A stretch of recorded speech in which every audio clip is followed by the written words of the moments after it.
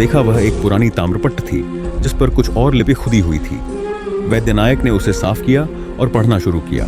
लिखा था, भस्मदंत तो केवल पहला था, आगे अभी 2 और हैं, जिनका रक्त एक ही जड़ से निकला है। यदि तू सच में धर्म के पथ पर है तो तुझे दूसरा दरवाजा खोजकर नरकगह की गुफा में उतरना होगा। राजा ने पूछा, यह नरकगह कहाँ है? मौनवीर ने तलवार से जमीन की ओर इशारा किया जहां वह राख थी। राजा ने उसी जगह खुदाई शुरू करवाई। थोड़ी ही देर में वहां नीचे उतरती हुई सीढ़ियां मिली, एक तांत्रिक सुरंग जो अंधेरे और सीलन से भरी थी।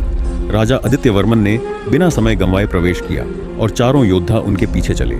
सुरंग के अंदर 4 रास्ते थे।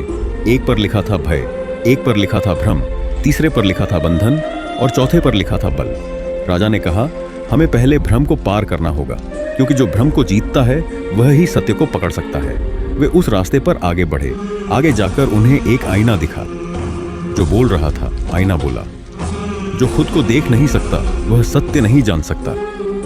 राजा ने आंखें बंद की और बोला, मेरा चेहरा नहीं, मेरा कर्म देखो। आईना चुप हो गया और रास्ता खुल गया। सब अंदर बढ़े।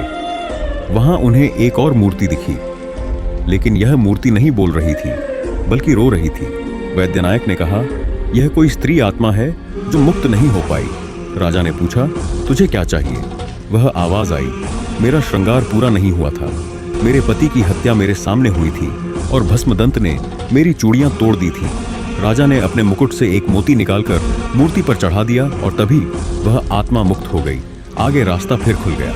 अब वे पहुंचे एक बड़े कक्ष में जहां 4 और मूर्तियां थीं, लेकिन ये मूर्तियां सोने की थीं और हर मूर्ति के हाथ में कुछ था। एक के हाथ में तलवार, एक के हाथ में रुद्राक्ष, एक के हाथ में खंजर और एक के हाथ में कलश। राजा ने कहा, ये चारों किसी